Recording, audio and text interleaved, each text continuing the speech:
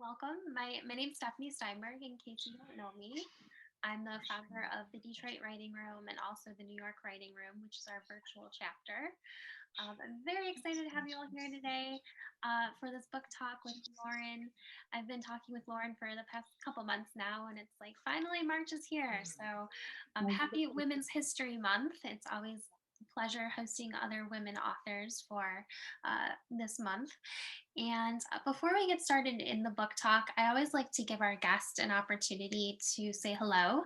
And, you can share who you are, where you're from, if you're an author yourself or you're working on a book, or, if there's something you want to learn from Lauren, you can share that too. So I'm going to start with, your name says iPhone, but I'm sure that's not your name, but I see you on the screen. Do you know who you are? Is this for me? Yes, it's for you. It's one person. Hi. Hi. I am Linda Bex, and I'm actually in Michigan. And I'm just trying to get a feel for how many other members are authors and their inspiration to like what prompted you. Did you just wake up one day and say, okay, I'm going to write a book? And get some feedback there. Awesome. All right. Well, welcome, Linda. I just changed your name so it doesn't say iPhone. It says Linda now. Thank you. You're welcome. Sharnae, good to see you. If you want to say hi, you're welcome to. Good to see you, and hi everyone. My name is Sharnae, and I work as a program coordinator for a nonprofit in the city. But I'm also working on my first novel, and I just love also poetry and blogging. And I'm really excited for this event to just really kind of learn more about the writing process and what led you to write this book, and also how you stay committed to writing your books. That's definitely something I struggle with. It's just the consistency. But I'm really excited to be here. Thanks, Sharnae. Let's see. It says 10 Drew Bailey. Oh, I'm sorry. I'm going to have to update that. My son actually used my Zoom account on Friday, and that's why I'm like, oh, what is this random background? So apologies for that.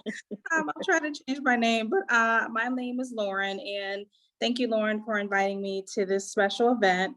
I'm not writing a book, although I hopefully will foresee that in my future, but I am such a book nerd. I love books. I'm probably more of a book hoarder, if anything. And so I just am, again, very honored and grateful to be here. Awesome. Welcome, Lauren. And I like your background. You can keep it.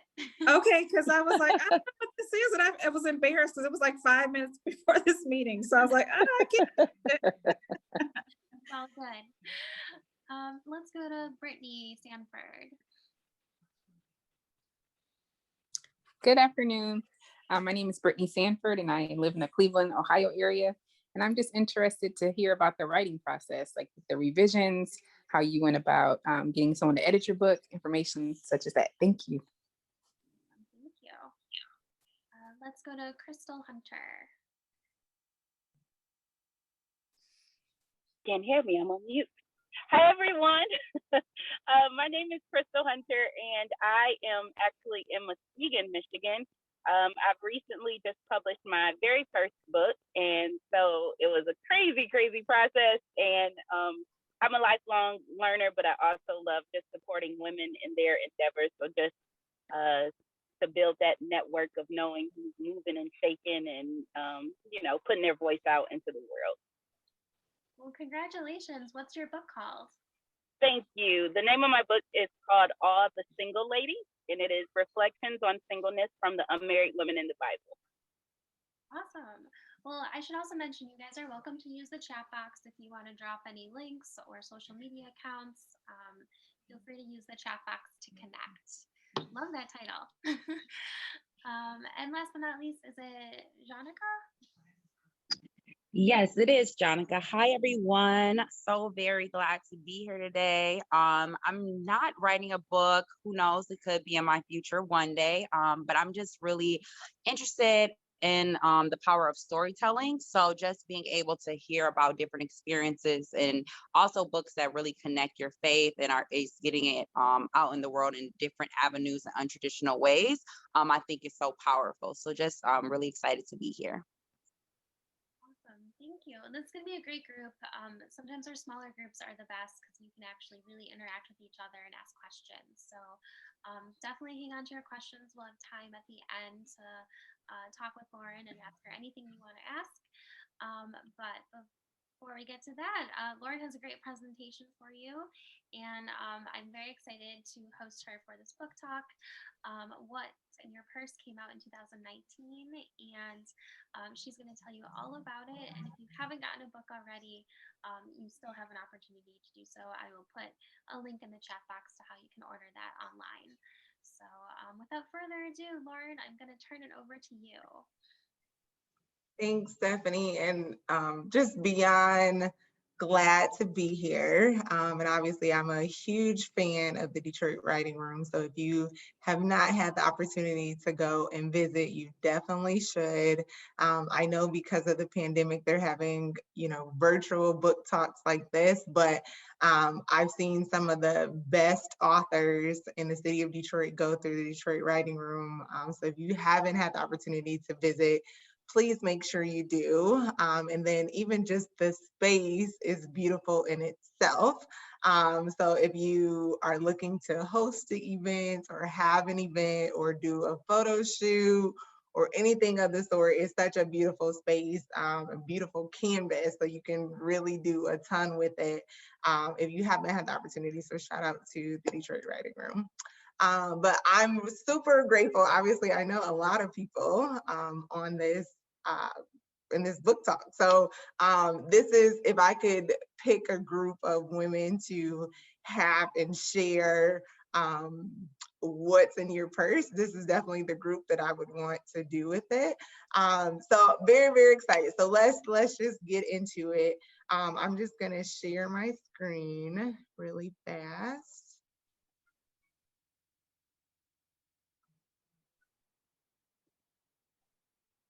Can you guys see it okay? Yes. Perfect. All right. So this is just a little bit about me. So one, author of this amazing book, What's in Your Purse? And just a little bit about me. I am originally from the Detroit area. So I lived downtown for the last 5-6 years, and then I just moved to the Bay in San Francisco almost like 3 months ago, and so, which I can't believe. And so as much as it was like so hard to leave Detroit, I am not missing the weather. So but I'm definitely happy to be here. Feel free to follow me on any of the social media channels that are there. So I'm on Facebook, on Twitter, Instagram, and Clubhouse. So like if we have the opportunity to, chat and learn from each other on Clubhouse, feel free to connect with me on there as well.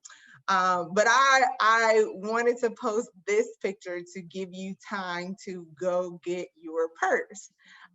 When you think of Olivia Pope, she is the baddest of the baddest of the baddest. Like, she was always taking care of her problems, taking care of other people's problems. She had her personal life, she had her professional life. And when I think of Olivia Pope, like, I think that she has some really awesome, fierce things about her. But she also had some scandals of her own that she was dealing with. And so I think that this is the epitome of what's in your purse, carrying your faith like you carry your handbag. Us as women, right? We're fierce. We have these different hats. We're moving over here. We're taking care of our problems. We're taking care of other people's problems, right? But then sometimes we don't take the time to kind of self-reflect and look what's in our own purse.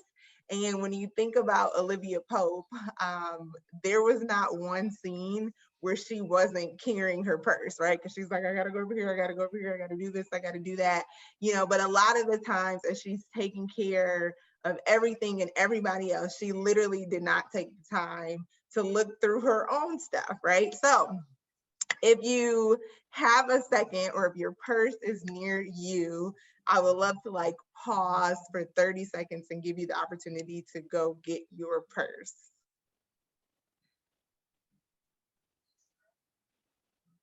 I see people moving. Stephanie, I see you looking in your purse. That could be scary. It can be scary, but we're gonna deal with it all today. I saw a thumbs up from Crystal. So if you have your purse, if you could just put in the chat one thing that you always have in your purse. So whatever that is, what you always have in your purse, and then something that is a new addition to your purse. So maybe you just decided to put it in there this week, or there was something special going on. So something that you, I'm looking in the chat. So something that's new to your purse. License and debit card. So Lauren, are one of those new, or you carry both of those things in your purse? Yes, I carry both. And ironically, I actually stopped carrying a purse. So I would say it's almost symbolic, because when I really went to more of like a minimalist lifestyle, that included everything. So like I actually prefer a wristlet. So I typically carry a wristlet now, and I've literally eliminated all of it, because I used to just carry a bunch of stuff in my purse that I didn't even need. And so now I just travel light, and I like the wristlet because I can literally go and come as I please and not necessarily need to, carry around a purse. So it's just recently happened, I would say within like the last few years. But prior to that, I always had a purse and I always had something in it. Got it. It's so funny that you said that, because there's a chapter in the book that talks about when one of the ladies went from a huge purse to a wristlet, and the reasons why that she did that. And so it's definitely on purpose.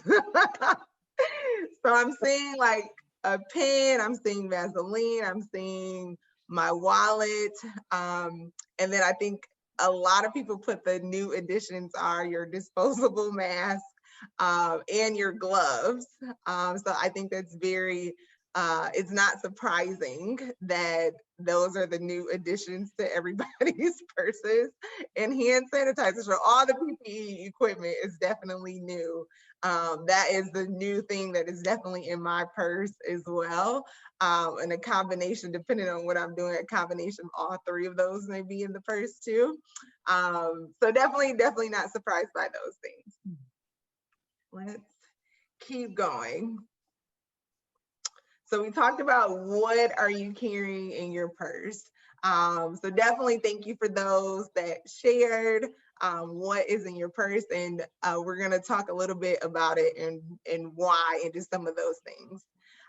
So a couple people asked about the book idea, and so let me just be completely honest. I was not one of those people that were like, hey, I'm gonna write a book. I was not looking to be an author. That was not on my list of things that I was planning on doing. But I had the opportunity to speak at a women's conference, and I was really just like praying about what I was gonna talk about at this book conference. And so a couple months before this conference, I had this dream. So in the dream, I was carrying my favorite green purse that I bought like a couple years after college. And it was literally one of those purchases where, you know how like you're like, oh, I'm gonna go and buy a black purse, like a black traditional purse, like something that you can use every single day. And I had all intentions on doing that. And then I got to the Coach store and I saw this green purse. And I don't know if you guys have seen that, the movie Shoppers of Alcoholic, or Shoppers, what is it called? I think it's called, I forgot the name. What is it called? It's Confessions of a Shopaholic. Confessions of a Shopaholic. Thank you. And so So anyway, so I don't know if you guys have seen that movie where there's like the green scarf that she has, and like the green scarf is like calling her. Well, that was me with this green purse. And so I was literally like, it's calling me, even though I needed a black purse. And it was probably more expensive, but I was just like, it's green. I went to Michigan State. So all things green just mean the world to me. So anyway, bought this purse, and it's literally probably to this day one of my favorite purses. But anyway, in the dream that I had this green purse, and it was actually in the dream, it was my mother's purse. And so in the dream, she was like, hey, I need my purse back. And I was like, man, like, well, what am I gonna do with my stuff? And so she was like, I don't know, but I need the purse. So I literally just emptied the purse out. And as I emptied it out, it was like everything that I wanted to be in there, right? So everything I needed from my phone, from my business card holder, from my lip gloss or my keys, right? But then there was also all of this other stuff that was in there, like receipts and like old chicken bones. And I was like, this dream is nuts, right? And so I didn't know if this was a dream that literally, was like something because I ate like some spaghetti or something the night before, or if I was like, man, is this dream like on purpose, right? Is this dream trying to tell me something? So fast forward to this conference, this women's conference that I had to be a part of, and this dream kept coming back to my attention. And so I was like, man, we're gonna talk about what's in your purse, right? So literally, this is where the book idea came from. So after the women's conference, and we talked about each of the items that were in our purse and what that represented, just the feedback that I got, I was like, oh, I'm gonna write a book and I'm gonna write a book about it, right? So this is literally 5 years before I even had the opportunity to like put words to paper. But I just knew from that moment that I wanted to write this book. So fast forward, one of my great friends, his name is Sean Blanchard.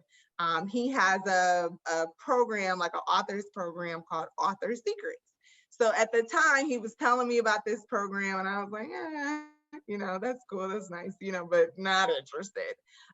But then he brought it up again, and I was like, okay, well, Lauren, you've been, in quotes, writing a book for 5 years. I was like, let's just do something that will hold me accountable to get this book done.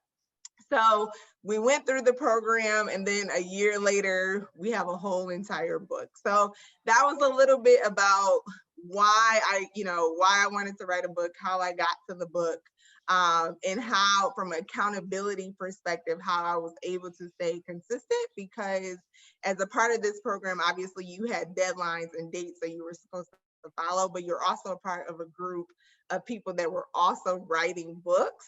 So there was an accountability perspective, because if you started the program and somebody was done with their book in 3 months, you're like, man, I'm only on the 3rd chapter. So it was definitely an amazing experience to go through that. So that was just the book idea and why I wanted to write the book. And it was so funny because if you haven't had the opportunity to read the book already, you'll notice that I interviewed 8 of my friends and family members in this book, and we went through the things that they had in their purse. So I'll just give you an example. One of my friends, who is a news anchor, her name is Aisha. She was my roommate in college. And because she is a news anchor, she wears a full face of makeup every single day. Even her like going to the grocery store look is like full face of makeup. And in college, she used to try to like get me to wear makeup. And I was like, one, I just, appreciate my sleep more than getting up and doing this makeup. But we talked about in her chapter what makeup meant to her. We talked about like the term beat face and what does that mean to women? What does that mean to Christian women? What does that mean just to the everyday person that is looking for makeup to hide some of the things that they're carrying and that they're dealing with?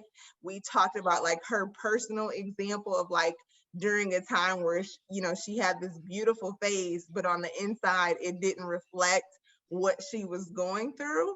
And so one of the reasons why I wanted to interview my friends is because I know that what my friends are carrying and what I'm carrying may or may not be the same, right? So there's another example in the book called Diaper Bag.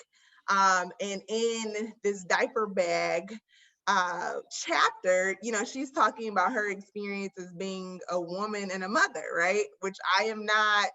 I'm not a mother. I have some god kids who are freaking awesome.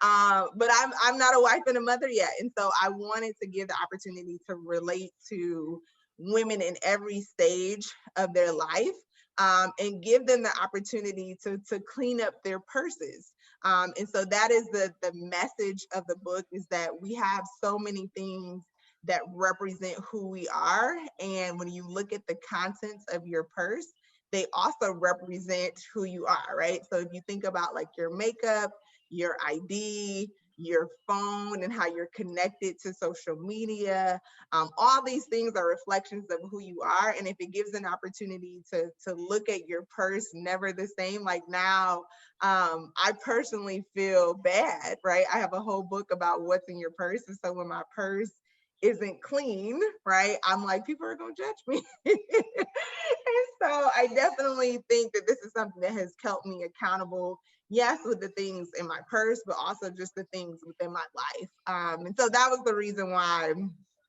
I wrote the book. So should I or should you clean out your purse, right?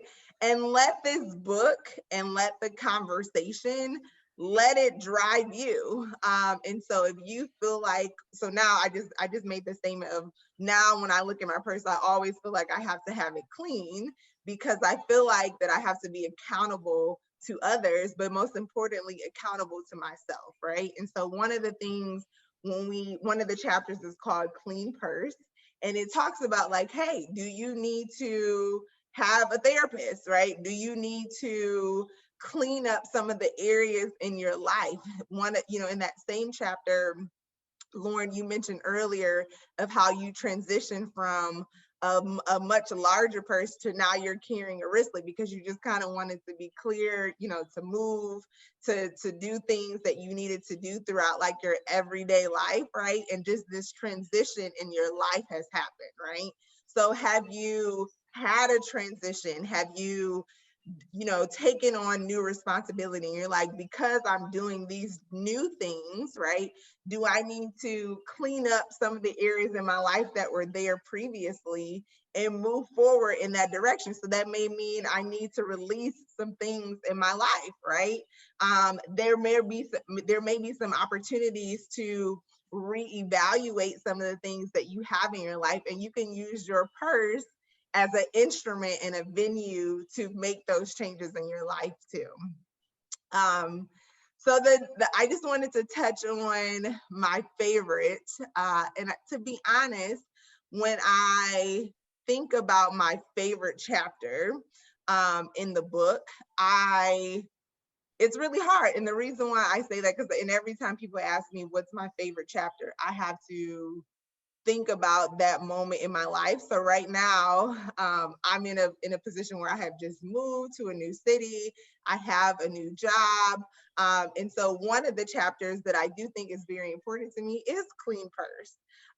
And the reason why is that because I moved, but I just wanted to give that caveat, is that my favorite chapter may depend on what I'm going on in my life at that moment, right? And so if I all of a sudden in 2 years, if I am married and I'm preparing for a family, diaper bag may have a whole new meaning in my life, right? Makeup bag, right? So if you just caught me on a day where I'm just kind of like, I'm getting ready to go out and I'm getting ready to, maybe I'm dating or maybe I'm in a relationship, right? And so now I'm like getting compliments on my beauty and things like that. Well, maybe that chapter may be a little bit more important to me at that moment in time. So, or if all of a sudden there's a chapter with my sister that is in there and talking about her phone pouch. And literally, in one of the things that you'll see in this chapter is how your social media presence, and literally our phones are like connected to us like an invisible umbilical cord, where you don't even realize, I've been on social media. Like, I don't know if you guys have the timer. If you have an iPhone, you can see the amount of time that you spent on social media. And it's like, Lauren, like every week I'm like, it better be going down because the time that I'm spending on here, I'm like, Lauren, you do not need to spend this much time on social media. But what are you doing on social media? But I say all this to say that every single chapter, it may touch me a little more deeply depending on what is happening in my life. And so, but I will say clean purses. And the reason why that is currently the new chapter that is a favorite of mine is because I've moved again. I'm in a new city, I'm in a new job. So everything that I may have wanted to leave in that other city or leave in that obviously 2020 was a hard year, still a hard year, still people are still recovering from it, right? And so I'm in 2021 and it's like, Lauren, some things in 2020 we need to leave it right there, and then the things in 2021 that I'm looking forward to and embracing, I may not be able to do that if I'm still holding on to the things that were in 2020 or in that city or on that job or in that friendship or relationship. And so that I would definitely say that that is a new favorite of mine. And then just, I know if there's any questions, obviously feel free to put those in the chat. But that's literally just the point and the message of this conversation. And I just wanted to share, obviously this is the website, what's in your purse book.com. So if you haven't had the opportunity to buy the book, it's also on these particular channels. So it's on Amazon, it's on Barnes and Noble. And again, it's on the website that was on the last slide, what's in your purse book.com, if you haven't had the opportunity to purchase the book. But if you have questions, feel free to put them in the chat. But otherwise, I'll throw it back to Stephanie. Awesome. Thank you, Lauren, for sharing the inspiration behind the story or the book and, why you were inspired to write it. I think a lot of these ladies have questions also about like the publishing aspect of it. So before we like open it up to the crowd, I guess, do you want to share a little bit about like how you went about getting it published? For sure. So the great thing about the Author Secrets program that I was a part of, it literally goes step by step if you're interested in writing a book. It goes step by step of how you should get your book from like idea stage to publication. So the thoughts that you have from a publishing perspective, you can work with a publisher that will publish your book, promote your book, market your book, or you can what they call self-publish, which that means I'm just responsible for getting my book published. I'm responsible for my own marketing, my own distribution, and things like that. So I did go the self-publishing route. I used Amazon's platform, which is called KDP. So basically you upload your book on this Amazon platform, you go through all of the prompts. So they, basically you have to put in a particular format. They go through it from a, not necessarily an editing perspective, but just a format and like if you say that your book is copyrighted, they confirm that your book is copyrighted. So all of the kind of like formalities of creating a book, Amazon will check those for you. So I self-published through that program. It usually takes, depending on your edit. So there was like a couple of things that Amazon required for me to do, but I would say once I uploaded my original manuscript onto the KDP process, it took about 2 weeks for it to become live. So once I uploaded it, once they kind of went through the changes with me, it took 2 weeks for it to do that. And then the same thing with the Barnes and Noble process as well. Completely different formatting requirements that Barnes and Noble had, but obviously very similar process in regards to you upload your manuscript, they make sure that the formatting and everything is correct from there, and then it usually is like live within a week. But I do also want to note that you can make your book live when you want it to be. So if you want to put it up on Amazon, but just to go through the process, but let's just say you don't want it to be live for another 6 months, you can do that too. Which is important if you're planning like a book launch or something like that. You can For actually sure. For sure. Well, let's open it up. If you have a question, we've got a small group, so you can just kind of wave your hand, or if you want to use the chat box, if your video's off, feel free to type your name in the chat box and you can go off mute and we'll call on you. So does anybody have a question? Yeah, Charnay. Hi, first, thanks for sharing. This has been really great so far. I've loved learning and just hearing of your experience. I guess I want to know, like, how did you narrow down which topics like you chose for each chapter of the book? I know you say you interviewed some family and friends, but were there like ever like an abundance of topics and you just had to say, I'm going to do these certain ones? Like, how was that process? Yeah. So when I actually when I spoke at the women's conference, I had a great outline of the items that I wanted to talk about, but really I just did the things that were probably most popular, in my purse, right? So I knew that I had like my ID. I knew from like a business perspective, that I had like my business cards. I knew that I had makeup. I think the one chapter that I didn't add into, like, I didn't speak on it at the women's conference, and I didn't even think to add it, which just tells you where I'm at in the season of my life. It was the diaper bag chapter. So the book was like ready to go, like almost at the sending it over to the editor stage. And then I was literally having a conversation with one of my friends, Jamie, who I interviewed in the book. And she was like, she said something that triggered like, a diaper bag or something. I was like, there's no way that I can write a whole book like that has a woman audience and not talk about that. And even though it's not necessarily the season I'm in my life, I was able to speak to it from a perspective of like, I do have God kids, right? Like I do desire to be a wife and a mother. I do, I have a little brother who literally is like 16 years younger than me. And so I'm like, yep, I changed your diaper too.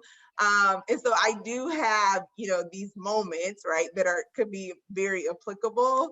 But that's probably the one chapter that wasn't in the original outline, that I added much later. But everything else, I don't necessarily know if it was like a surplus of other things that I wanted to write about, because I think that those are the things that were most applicable and I think most popular that every woman carries in her purse. Thank you. Yeah, thank you. The great question. We'll go Lauren and then Crystal. All right, thank you. So Lauren, question for you. How critical from a sales and marketing perspective is it to consider a book tour? And, what for you, what was your experience with that? For sure. Great question. So I think it's important. I don't necessarily know if a formal book tour is important, right? So I don't know if it's necessary for you to say like, okay, I'm launching a book. Here are these 10, stops that I'm gonna make on a book tour, right? Like when you think of a traditional one. But I do think it's important for you to have areas where you can promote your book lined up, right? So if it's, I'm totally making this up, but let's just say you're a part of a woman's book club, right? So that's going to be one stop. And then you're going to have you're going to speak about your book at a church. And then you're going to speak about your book on an Instagram live. And then you're going to talk about your book at the Detroit Writing Room, because you're going to have a book launch and you're going to have an event there. So I do think it's important to have multiple stops lined up. But do I think that it's going to look the same, as somebody else's book tour? It doesn't have to. So the definition of what your tour could be completely different than somebody else's. And so I do think it's important to have stops lined up, but not necessarily, I don't think you have to have like from March to June, I'm going to have these 22 stops. Now, do I think it's extremely, I know people, some of my friends that have written books, they've done book tours, right? And it's been extremely helpful, right? Because that's the way that people are going to learn about your book. That's the way people are going to hear about it. That's how you can generate revenue from your book. So if you're going on these 10 stops, you in one stop, you may talk about the book, sell 20 copies. You may go to another one, sell 100 copies. So I do think it's a great way to keep the conversation going about your book. But does it have to look the same as somebody else's? I don't think so. Great, thank you. You're welcome. Crystal, you're up next. Thank you. So Lauren, I appreciate this entire setting, that it's like behind the scenes look. Can you speak a little to I guess like those moments, if you had them, where you weren't inspired to write, or time just got away from you, or there was maybe some like insecurities because, by you being a first time author, like that's the scary part for me is, oh goodness, people are going to read this and that it has to be perfect, but then also like just not feeling motivated or maybe being paralyzed by fear. So can you speak to perhaps how you got over that and some ways that you built your confidence as like an amateur or a newbie in this setting? For sure. So I think I started the conversation off with saying it took me 5 years to even get, words on paper, right? And so I think a lot of that is, somebody mentioned that writing a book is literally like having a baby, right? And so it literally takes time, it takes growth, it takes discipline, it takes energy. And so people think like, oh, it's, oh yeah, let me just sit down and, write 30,000 words real fast. Like, says no one ever.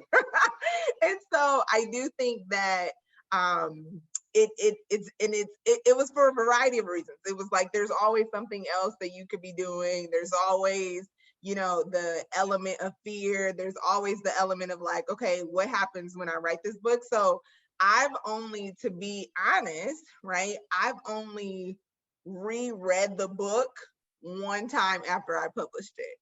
And the reason why is because every time I read it, I'm like, crap, I should have changed this answer, or I should have edited in this way, or dang, I should have, and so I'm like, Lord, just stop reading it, because you second guess it all the time, right? And sure, you could have done it this way or added this, or you know what I mean, like you could have changed, like even with the photos, right? I'm like, man, like, my hair is like, it got a like cute vibe now, like I should have wait, so you could always change things. I think the things that help me just move past is, one, don't read your book that many times after, because again, there's just moments where you obviously can change things.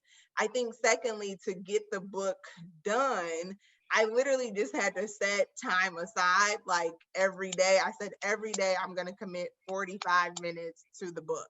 So whether that be, I'm going to take some time to write it. I'm going to reread it because I'm going back and forth with the editor. I'm going to schedule my pictures. I'm going to work through Amazon to get it uploaded in KDP. But every single day I committed 45 minutes to it. And obviously there was times where I spent a longer amount of time on it, but definitely I'm like, Lauren, at least 45 minutes a day, right? And I'm going through the same thing. Just because you get it done that one time, right, doesn't mean you've all of a sudden mastered it, right? So I'm prayerfully, I'm getting ready to write the children's version of this book, right? And I'm telling this group to keep me accountable. So if you're like, Lauren, you mentioned that and we haven't seen it in a year, just send me a note because I need the accountability. But I'm also, I'm looking forward to writing the children's book. But I'm like, oh, I got to do this. Oh, I just moved, so I'm gonna start in April. Like, oh, I got a new job, or oh, I got, and so, but literally, I've done the same thing, where I've gone through the process, right? But now I need to put pen to paper. And so I definitely think that it doesn't just happen overnight. It definitely takes like a level of like discipline. It definitely takes like some time. And I think it's also important to, some people like may feel differently about this, but I think it's important to share your goals, especially your book goals, with the people that like you love and you care about, and that are going to encourage you to keep writing the book, because like I said, in a year, if y'all haven't heard anything about this children's book, send me a note. And so I think it's also important to share it with them to keep you accountable to your goal as well. I think that that's helpful. So one other thing, like you said, writing time. So if you need to have a friend that does writing with you, I think that also helps in whatever they're writing. So one of my friends during this process, she was writing her dissertation. So I knew that she needed to get it done. So I'm like, yep, and I need to get my book done so we can write together. So I think that those things were also helpful, is just having someone that can do writing time with you. I hope that answers your question in a very long answer. Tell us about this children's book. Is it going to involve purses, or is this an entirely different concept? Nope. So same question. I'm really excited about it. So same title, what's in your purse? But the premise of the children's book is that your purse gives you superpowers. And so I interviewed, same format. I just, as much as I interviewed like my friends and like my sister, in this book, I interviewed my like nieces, and like those little girls that I have that are a part of my life. So just to give you a random thought. So I asked my friend, I said, or my, the nieces that I have in my life, I said, if you were to put something, in your purse, what would it be? Right. And so they're like 4, 5, 6 years old. And so they're like, I would put like a little bit of chocolate, or like, they're like, I would put, my candy, I would put my, so, just thinking about those things that are important to 4, 5, 6 year olds. Those are the things that they said that they would put in their purse. And the really cool thing about that, the concept of interviewing those girls, is that they gave me ideas. So one of the girls, I said, well, what does the superhero look like? And what does her purse look like? And so she said, it would be a really cool purse. It would be rainbow colored with a unicorn on it. And she said the strap, you would be able to take the strap off and the strap can be used as a weapon. I said, okay. So I love just there, because I wasn't even thinking that. And so I asked the girls, I said, what was, if you, the Superwoman, like what would, or Supergirl, I said, what would her name be? So they gave me name suggestions. So that's the premise of the little girls book, the children's book that will come out. So look for that.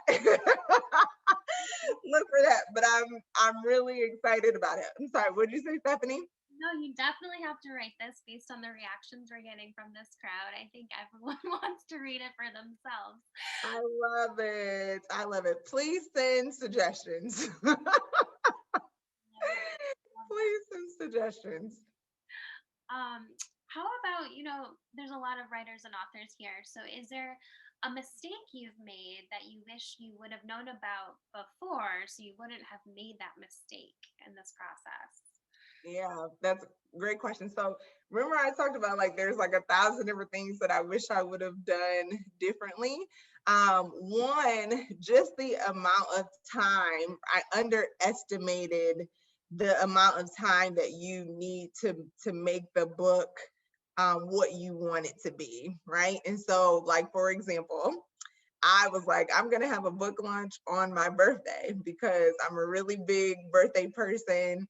And knowing, I was like, I need something to do for my birthday. So we're just gonna have a book launch, right? I put this date out here before I had a book in hand, right? So I told the world, hey, we're gonna have a book launch. And I literally didn't have any books in my hand. So pros and cons to that, right? It gave me a deadline where I needed to hit that deadline. So regardless of what happens with this book, I need books in hand on the day that I'm getting ready to have a launch. So it put fire under my butt to have this date. Cons are I had to rush through the process because I underestimated some of the things that I didn't think that it was going to take 2 weeks to upload my book on to KDP. I didn't think that it was going to take 2 weeks for me to get, books in the mail.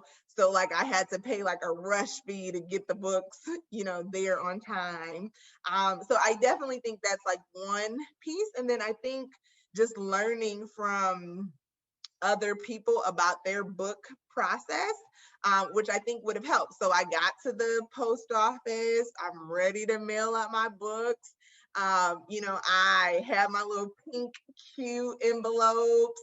Like I'm ready to mail them out. And they said that like each book originally was supposed to be like $8 or $9, right, to mail the book. And I was like, $8 or $9? If I'm selling the book for this amount, it costs $9 to mail the book out, and then while I was there, I was so grateful for this woman at the post office, but she told me, she was like, if you mail your books media mail, then it's significantly cheaper. And obviously you can use that process. And she told me the pros and cons of using media mail, right? So like just for an example, it costs cheaper, but when you mail your books media mail, it's also at the mercy of the post office. So if they don't feel that it's media mail, they can go through it and you don't even know, right? So I definitely think I wish I would have asked more people about their process and shipping and mailing and how long the process was going to take. I definitely think that's probably one of the mistakes that I made. But I think going through it helps me so much more. And I'm able to tell other people about the book experiences and some of the mistakes that I made and didn't make and things like that. But moving forward on the next book, I feel like way more prepared to tackle it. And then even though, one of my friends, she wrote a children's book and her process was still completely different than mine. And so I think, being able to make your own mistakes are only yours. And, so some of the things that you learn about you, your personality, your process, your level of discipline, I think all of those things you learn with going through the process. Very good tip on media mail. A lot of people don't realize it's like $3 tops if you For sure. for books or magazines even. For sure. For sure. I do want to also ask, and if anyone else has questions, please feel free. You can ask another question too. Your cover is gorgeous. I love it. How did you find your cover designer? Yeah, so great question. I knew and I'll just talk a little bit about the cover too. I knew that my personality is like, I'm very chill, like perfect day is like pizza, sweatpants, and like, a different world TV show. Like that's like perfect day. But I do like to like spruce it up and get it together. So like if I'm feeling like I want to go get dialed up, I like to do that too, just as much as I like, sitting there with pizza. But I wanted my cover to like be relatable to everybody. So that's why I was very casual, even in my attire. I don't know if you like noticed, but like it has like this kind of pink vibe, which is really weird because I was like tomboy, like probably up until college. So pink was like, ew, like pink. Like I am not a girly girl at all. But I kind of have grown and evolved into, this woman of different trades, right? And so, but I wanted the cover to be very relatable. So again, it's why it's very casual.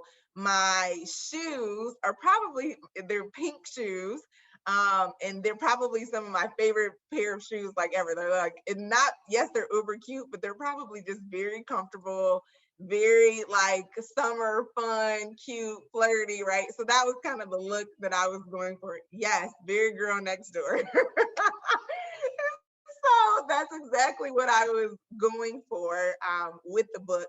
But how I got to my idea to the actual book cover, one of my friends who is a social media manager, I was telling him like I'm kind of going for this like, girl next door look. And so I was like, I'm looking for like a picture, like a photo inspiration. And so we were kind of like looking at pictures, and he showed me a picture that he just found on Google. And I was like, yes, that is the look that I am going for. So I don't know if you're from Detroit or maybe not, but all the purses are Shinola purses. So I reached out to Shinola and I said, hey, I have this, book cover idea. I'm getting ready to do a photo shoot. This is the person that's doing my pictures, blah, blah, blah. And I said, would you be willing to donate the purses just for my photo shoot? And I'll give them back, like, everything like that. And they agreed. So all the purses, and the reason why I particularly wanted those purses is because the Shinola brand is very, I don't want to say bland, that's probably the wrong word. And Shinola would be very mad if I said that, but they're very clean. So they don't have like a bunch of logos on them. Obviously we have to represent Detroit because that's where we're from. And Shinola is a very Detroit brand. But I really wanted the purse to communicate a message, but not take over the photo. I originally did not want myself to be on the cover for a variety of different reasons, and then I ended up choosing myself to be on the cover. So that worked out well. And then just from a design perspective, one of my Justin Millhouse, who was a photographer in Detroit, so he took the photos for the event or for the cover. And the reason why I absolutely love Justin, he's like uber silly. And so I wanted it to be, even like with the pictures, the cover, I could have picked a variety of different ones, but like the laugh, right, which is like very, and I can do it on cue. But the laugh is like very organic. I'm always laughing, always smiling. And Justin knows that about me from a photography perspective. And so I really wanted him to do the pictures. And then the design piece, her name is April Dawson, and she's a designer in Detroit. So I literally sat down with her and we designed the cover because I had a very clear vision on how I wanted the design of the cover to be. And so that's, long story short, that is how we got to the cover design. I love that. And Justin is actually one of our guest photography coaches. We have a nonprofit arm, Coaching Detroit Forward, and he came and worked with the students this summer during our photography camp and coached them. And I totally could see how he could get you to laugh like that. So that's awesome. Yes. He's absolutely awesome. And I'm not surprised at all that you guys are working with him because he's phenomenal. Yeah. If anyone needs a photographer, let me know. Very much so. Very much so. Does anyone have any final questions? We've got a couple minutes left. If you have another question too, that's cool. Yeah, Lauren. Yes, I'll be quick. So Lauren, question for you. So you mentioned just some critical folks that were a part of your team in order to get your final masterpiece. And so can you just recap? I know you mentioned a cover designer. Obviously you mentioned an editor. So you had a coach. Like, can you just recap, like, who are the essential folks to add on to your team when you're in the process from beginning to end? And then also, how did you budget? So did you, before you even started the process, like, did you budget in advance, or were you kind of budgeting as you went along through the process? Like, how do we plan for costs? Yeah, so I'll answer the second question first. So as a part of that program, the Author Secrets program, and you don't have to use a program, I highly recommend it just from an accountability perspective and just the process. Do I think you need to go through a program? No. But the program gave me an idea from a budgeting perspective of all the things that I needed. So they talked about, like, you're probably going to need to take pictures. You're probably going to have to pay an editor. You're probably going to have to pay someone to design not only your cover, but like if you wanted to post on social media, or if you wanted, like at my book signing, I had like, and I don't know if you can see it with this picture behind me, it was like a board that has like quotes on it and things like that.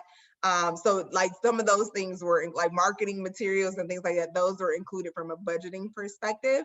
But I would, if you look at any book, right, I think you have an idea of what are some of the things that you have to buy or budget for.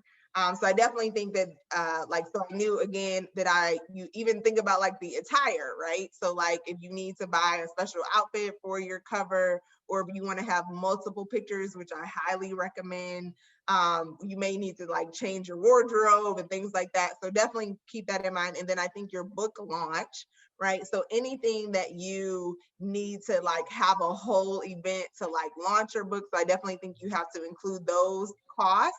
And then the second question that you asked was in regards to your team. I think so even with the author secrets, they gave recommendations on people that you could use. I didn't want to, nothing against those, right? Those individuals that were like an editor or a, cover designer or, things like that. No, no shade against any of those, but I knew from an editing perspective, I knew that my book was a faith-based woman's book, right? So I wanted someone that was a Christian, that would understand, like, obviously I reference like scripture in my book. So I wanted someone that, like, if I said something wrong about a scripture, that she would be able to catch that, I also, like, the girl that I picked, her name is Raquel Simone. So she has a editing company. So I knew that I wanted someone that would be able to speak as a woman of faith, a woman that's like fierce, that has a purse, right? And so the editor is extremely important. But I also think you, just in regards to the team that you need, I definitely think you need an editor. I think you need someone that can do like art and creative work. One of the guys major that I mentioned is a social media manager. So I knew that I wanted to do social content. So he helped me with that piece. Obviously, you need a photographer. You also need references. Like if you want to include those individuals, like someone that can write your references in your forward. So those are some of the individuals that I think are important to have on your team. Awesome. Thank you. You're welcome. Very good question. And on that note, I will mention, if anyone's working on a book and needs an editor, we do have a team of editors. They're called writing coaches at the writing room. We have around 30 here in Detroit, and then another 10 in New York with the New York writing room. So always happy to chat with you at any point if you need some editing help. But we're coming up on 5 o'clock. So I want to thank you so much, Lauren, for sharing everything with us today and being honest and genuine. I think the best book talks are when the authors are just totally transparent about the whole process. And so thank you for doing that. My pleasure. I will send around this video recap to everybody just so you have it. If you forgot something Lauren said, you can go back to listen. But I hope you guys continue to join us for other writing room events. I did want to mention tomorrow is International Women's Day, and we are hosting the wonderful ladies who run Detroit bookshops for a speaker series. So we have Sources Booksellers in Midtown, Pages Bookshop in Grandmont Rosedale, and Booksui in Hamtramck. The women behind those bookshops are going to be participating in a talk at 7, and they each picked out a different book by a woman author that they recommend. So I'll put the link to that in the email recap as well, but you can find all of our events at DetroitWritingRoom.com. But thank you so much, Lauren. I love that even though you're in sunny California, you can still be with us today. So eventually when you come back home, we'll have you back in the writing room when we're back up and running in person. Perfect. Thank you so much for having me. And thanks to the ladies that joined. You guys are absolutely awesome. So thank you so much for joining. Yes, you guys asked great questions. Please stay healthy and safe and enjoy, if you're in Michigan, the sunny weather that we're having. Thanks, ladies.